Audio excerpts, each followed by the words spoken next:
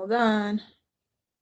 All right. In accordance with the provisions of the Open Public Meeting Act, NJSA 10-4-6 PL 1975 C231 S1 amended 2006 C70 S2, the Asbury Park Board of Education has provided adequate notice of this meeting by sending a notice of time, date, location, and to the extent known, the agenda of this meeting to the Asbury Park Press, the New Coaster, and on April 1st, 2021 via email.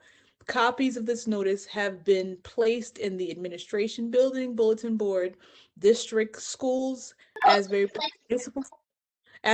Municipal Building, Asbury Park Police Department, and filed with the City Clerk on April 1st, 2021. The mission of the Asbury Park School District is to provide all students with a comprehensive and progressive education where everyone possesses the skill and character to succeed in a diverse, evolving global society. Roll call, please, Mr. Hastings. Thank you, Madam President. As I take roll, please unmute yourself, pause for a second, and then remute. Thank you. Ms. Abez-Anderson? Ms. Breach? Here. Ms. Cook? Here. Mr. Grillo? Here. Mr. LaRocca? Here. Mr. Remy? Mr. Saunders? Here. Ms. Lozinski? Here. Ms. Etienne? Here. All right, may we stand for the flag? Well, flag salute, please.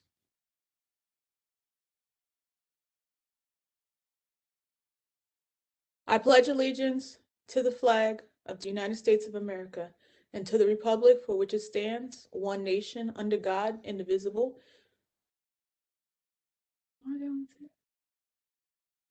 With liberty and justice for all. I'm like, am I the only one saying the Pledge of Allegiance? Okay, I'm sorry. With liberty and justice for all. The public participation part, we have 3 minutes. You can come to the mic and you can state your name and your address. And if you have any questions or comments, please use this time to do that now. Ms. Etienne, we talked about perhaps doing the presentation first and then doing public, as there'll be questions, I'm assuming, after the presentation, if that's the board's pleasure. That makes sense to me. Is everybody in agreement? Okay. Madam Board President, before we start that, though, I just wanted to discuss the email that I sent out at the end of last month about changing my vote for accepting the resignation of the CSA. According to the rules, I have to present it during the next meeting in order for it to be just accepted by the board. And technically, this is the next meeting. So my email stated that I wanted to change my vote, my no vote to a yes. I'm sorry, my yes vote to a no vote in accepting the CSA's resignation. Okay. Adam, can you speak on that just really quickly, and then we can get that done? Absolutely. So a member of the board has the right to change his or her vote up to the time that the vote is finally announced. After that, meaning if the meeting ends and then there's another meeting, or after that meeting ends, the board member can make the change only by the permission of the assembly or the remaining board members, which may be given by general consent. That is, by no members objecting when the chair, meaning you, Madam President, inquires if anyone objects. If an objection is made, then a motion may be made to grant permission, and that motion is undebatable. So that's per Robert's Rules of Order. So at this point, Madam President, if you want to ask the board members if anyone objects to Mr. Grillo changing his vote from a yes to a no. If we don't have any objections, then Mr. Hastings will note the record. If we do have an objection, then we will deal with it by way of a motion. Okay. At this point, does anyone object to Joe changing his vote from last month? No, I don't. I don't.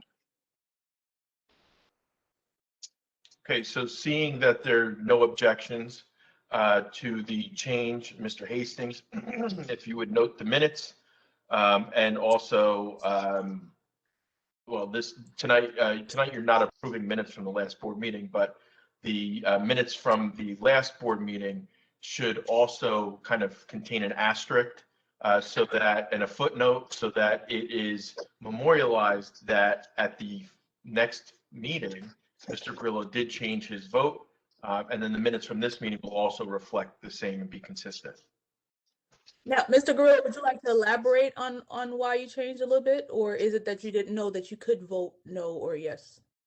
Yeah, I mean, there's a little bit of both. I feel that, because the resignation was kind of an add-on to the agenda last month. And, I think most of us were kind of surprised and shocked by it. Having to accept someone's resignation is always a little tricky, and it kind of felt like we had to say yes in a weird way. But then afterwards and thinking about it, I realized that for what it's worth, and I get it that, at the end of the day, it is what it is. I just felt more comfortable after thinking about it and deliberating it, that I wanted to change my vote to no. I feel that the CSA has a lot of value in the community, in the school, and even if she wants to resign, I don't want her to resign. I respect your opinion. Thanks. Okay, so now we can move forward with the town hall. Mr. LaRocca, would you like to take over? Thank you, Madam President. Jeff, we can put up the PowerPoint and then I'll kind of spot when we move from slide to slide. I was asked by board leadership to put together a presentation that present to the community. Hopefully, as we were just mentioning, this could be recorded and posted, and we can drive others to this presentation after the fact. As I go through it, try to go slowly. If any board member seeks to interject a comment, feel free. Anyone wants to certainly make a correction if I misstate something, I appreciate that. Even though we, as a board, or typical board meetings, have presented information about the budget. We did our tentative budget meeting, and we will be presenting the budget for approval at our upcoming meeting. And the board felt like there have been misperceptions in the community. There have been misstatements, both the community and the press, with either outdated or incorrect information. And we felt that this additional short presentation could make a few points about where we are as a district, where this administration and this board has come from, and where we are moving forward. So with that, point out there are the members of the board. Our emails are at the website, so any community member can contact us individually and can begin talking about the budget. There are, as we put together the budget, in effect, three components, or if you will, we're referring to as three buckets. State aid, funding from the state, which the state sets by formula. The local contribution, also identified by state formula to what the locality should be contributing. And that local fair share derived primarily from, or solely currently from property taxes. And then third, we look to the district and we review the district budget as to any operational savings or efficiencies in order to hit the number that's been established as the total budget that we have to go into the next year with. So let's start with that first bucket, Jeff. State aid. Many of you might be aware, certainly all of the board is aware of the S2 bill, which became law, that affected what's referred to as adjustment aid from the state that comes to the district. And based on that S2 bill and some enrollment decline in Asbury, you see, starting in the year 2018, the reduction of state aid that Asbury Park School District is receiving. The amount of state aid was in effect frozen as to the conditions that existed in 2008. What the S2 bill did was say, we're going to now get budgets among all the various school districts up to date in terms of the conditions that exist now, so that with both enrollment and resources available, what your state aid should be. So you see the S2 reductions going through year 2025 and totaling currently as our estimate, a loss of funding of $28 million to the school district. And we can show that again on the next graph in just a different, in a different way from where total state aid was in 2013 and where we anticipate it to be in 2025. So the first bucket is substantially leaking, and that's been the challenge for this administration and this board since 2018 as we set the budget each year. Let's move on to the second bucket, local fair share. This amount you see from the slide is also set by a state formula. It primarily focuses on real property values in the locality and residents' income in the locality. The state formula for Asbury Park was based on those factors in 2008, right up until 2018. That's, again, the impact of the S2 bill. Next slide.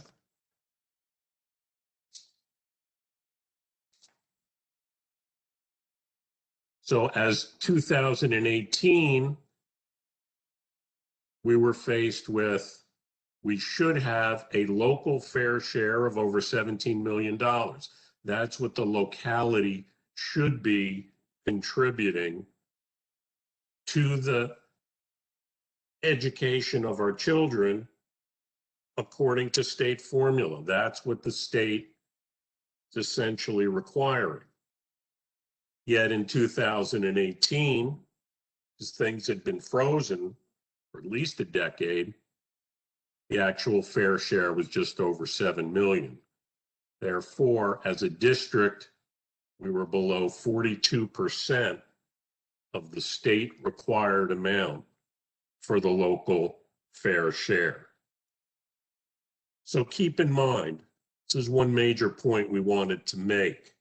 The need to increase what the locality pays is not due to inefficiencies. We don't even get yet to what our budget is, but because state adjustment aid, state subsidies existed for years while Asbury Park resources grew. And as they grew, Asbury Park was not paying an additional local fair share. Where have we come? We can look at that next slide. You can see since 2018, we've made a commitment for Asbury Park to move toward paying its required amount of local fair share toward the education of its children. Another way of looking at how taxes with regard to education have remained comparatively low, we can go to the next slide. The average in Monmouth County, 54% of your total tax bill would go toward education. Based on 2019 numbers, we in Asbury Park have 27% of our total tax bill going toward education. And again, keeping these numbers in mind, this illustrates another fallacy that somehow, with regard to Asbury paying its local fair share, I've heard misstatements in the community that residents' tax bills were going to double as a result. You can see that no way is that possible based on these kinds of numbers.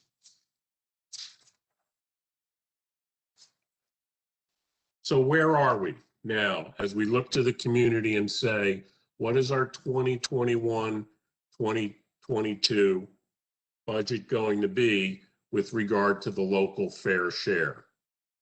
And we're presenting a budget that shows we are just under 60% now of the state required amount. State is saying, in light of where Asbury resources are, we should be at over 22 million. And this budget, we will pay just under 13. Again, to compare, if we look at other Monmouth County K through 12 school districts and what they pay as a local fair share based on what the state requires, you can only get information countywide for 2018, 2019. But that information shows there are 11 K through 12 districts paying more than 100% of their local fair share in terms of how they value what's needed for the education of their children. And all but one is over 80%. And then you see some examples. Neighboring Ocean is at 98.5% of its required amount. Neptune, Wall, and Long Branch in the 80%. And again, for our budget this year, we are proposing, we're coming in close to 60% of the required amount. What does that mean to the taxpayer? And here's the proposed tax impact. You can see it. We've highlighted it. you may, as a community member, you may have to look at your assessed value. In looking at my tax bill, and I think I can, not an expert, but I can generalize that assessed value is less than maybe what you could sell your property for today. But if you look at your assessed value, the average assessed value, a little over 400,000. And what that would do, that would be an annual increase of $323 in taxes, or almost $27 per month. With that, we can move to the third bucket, the district contribution. So as we move in local share, trying to get to our state required amount, we're also, because of the significant reductions we're getting in state adjustment aid, we have to reduce the budget. And this year, the budget's been reduced by over $4 million by district administration. And then you see a number of factors that have gone into that, and reduction of positions through attrition for this coming year. That's been going on. Shifting expenses we had to outside experts or organizations for instructional programs, bringing those in-house, having our staff and teachers become the experts on many of the programs that we've initiated, being aware we're in a situation where we need to save throughout the year and beyond. There's been operational savings throughout the year so that those can be rolled over to the next year. And we have begun with repurposing Barack Obama school building, facility consolidation, and which brings about savings in a number of ways, savings in maintenance of those facilities. And as we go more green in terms of utilities, we're experiencing savings there as well. With that kind of cut, you'll see in our notice with regard to the budget, what we've published.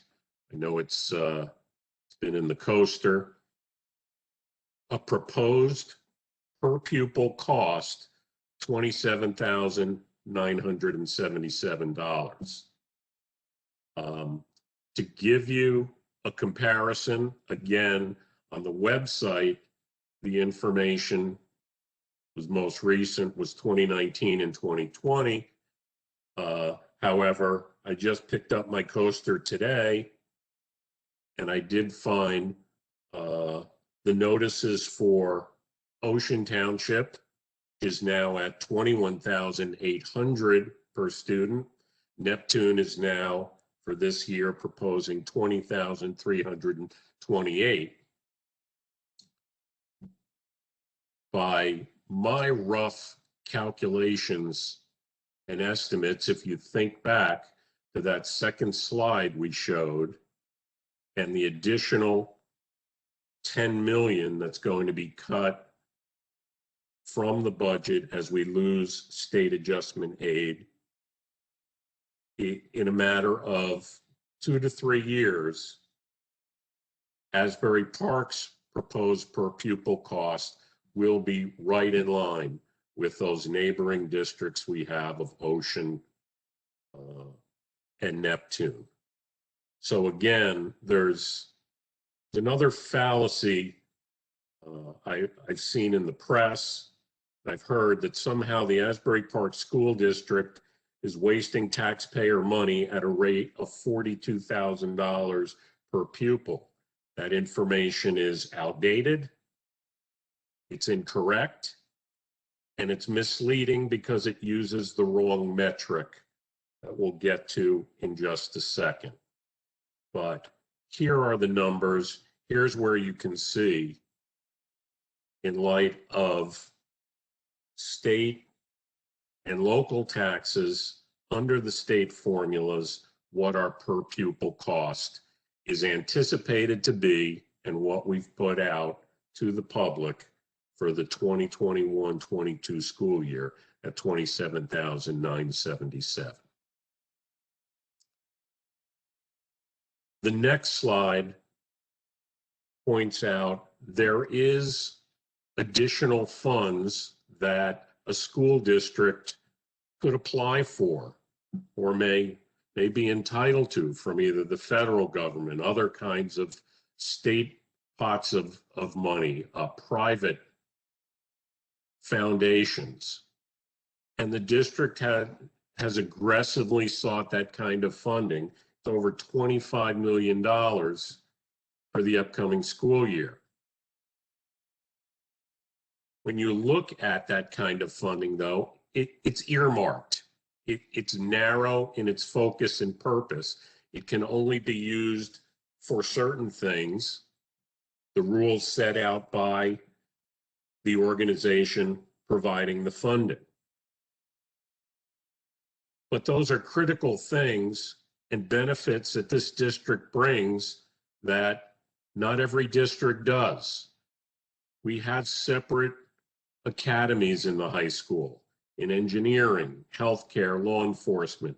We have an academic, recreational, after-school, and summer enrichment programs. We obtain money under the Every Student Succeeds Act to improve instruction, provide professional development, support English language learners, and of course, COVID relief is included in there. We obtain funding for individuals with disabilities. That funding is critical if you're going to be a district that goes above and beyond in terms of serving its students.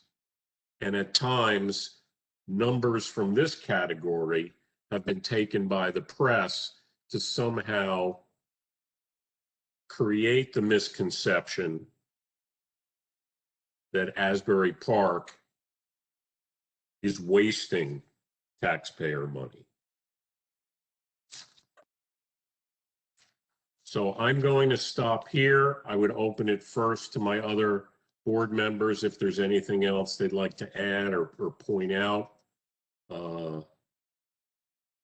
Any additional factors, but I'd also like to thank Jeff and Ivy for all their help in putting together the presentation, and felt like there were a few points to make here to clear up the record as to how Asbury has been successfully meeting the challenge of significant state aid reductions since 2018. Thank you. Thank you, Mr. LaRocca. It was a well presented, the information there was accurate and recent. And I think it was really well laid out and very concise and clear in the intent in the information that was delivered.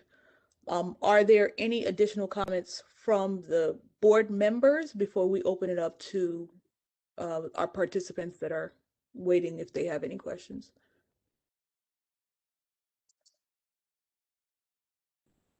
Hi, this is Joe. Dominic, great job on this. This really laid out exactly what we've been saying for a very, very long time.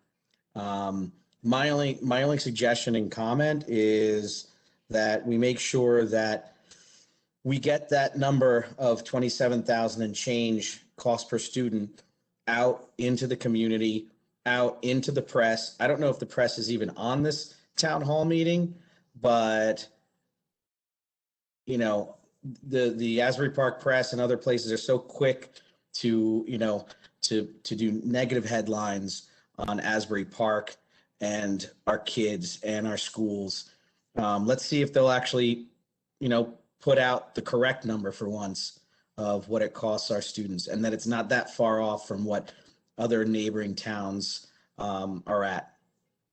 So that's my only comment, to really get it out there to the community and out into the press. So thanks again, Dominic. Great job.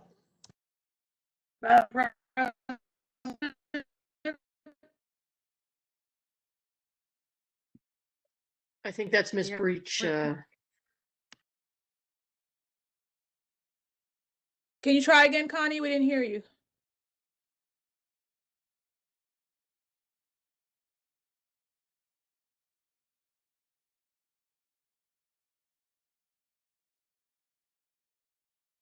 Okay, anyone else? I'd just like to say something. This is Barbara Lisinski. I think that everybody also needs to know that this formula for schools is based on an average. So it doesn't take into account each individual school district's needs to the like the dollar. And you'll notice that the urban districts are all underfunded by taxpayer dollars. So I think that's something that, people need to look at when they're talking about budgeting and financing and taxes, that we are not unusual in our situation right now.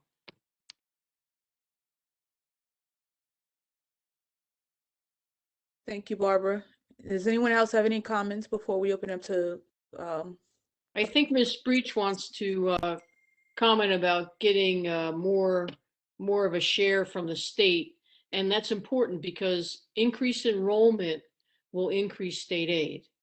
So for everybody in the community that, is thinking about where to send their preschoolers or their kindergartners, they need to really concentrate on sending them to the public school district, which is fine. Stop looking at all the social media and all the naysayers, because people don't have an accurate perception of what's going on in our school district. And I think that's important.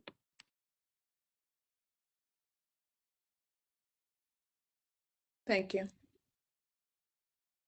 think what the community could also know is that we have tried, like, the administration in the district has sought out other funding sites, but we have also tried to fight back a little bit, even with the S2 bill. So we've tried to approach this challenge from varying angles. Can we open it now to the public if they have any questions, or if are there any callers on the line with any questions? Are there any emails, Mr. Hastings? Yes, so if we're going to open it to the public at this point, we should just note that we'd ask folks to state their name and address. They have 3 minutes for their comment. If you're calling in, you can hit *3 on your telephone and you'll be placed in a queue. And then when you're unmuted, you'll hear the notification on your phone. And we also have public comment at asburypark.k12.nj.us. So we'll give it a second to queue up to see if anybody has comments, and we'll take it from there.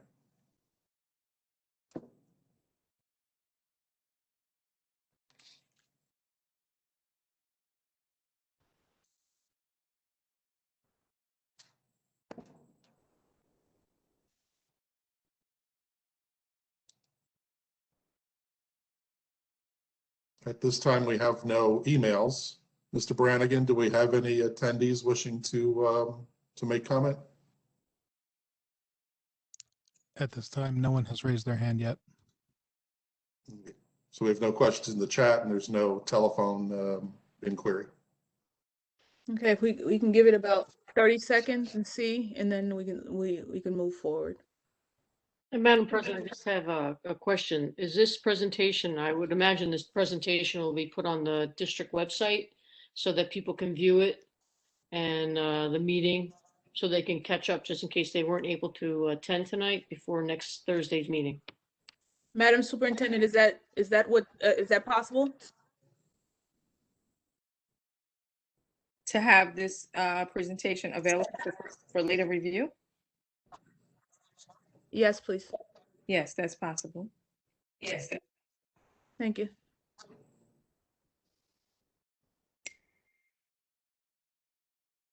I have a question. Is this meeting going to be able to, is the entire meeting, the recording going to be on the website for folks to review, or if we want to send the link out to anyone who asks?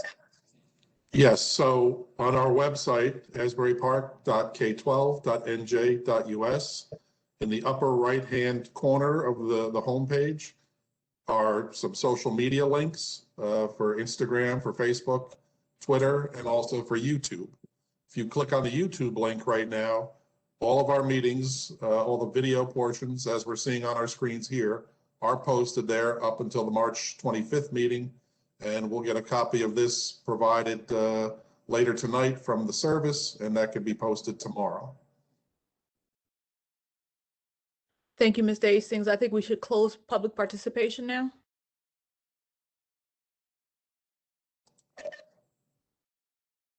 Okay, we're closing public participation at 7:49. Okay, and we don't have, I don't think we have anything for exec. So can I get a motion to close the meeting? I'll move it. Second. All in favor? Aye. Aye.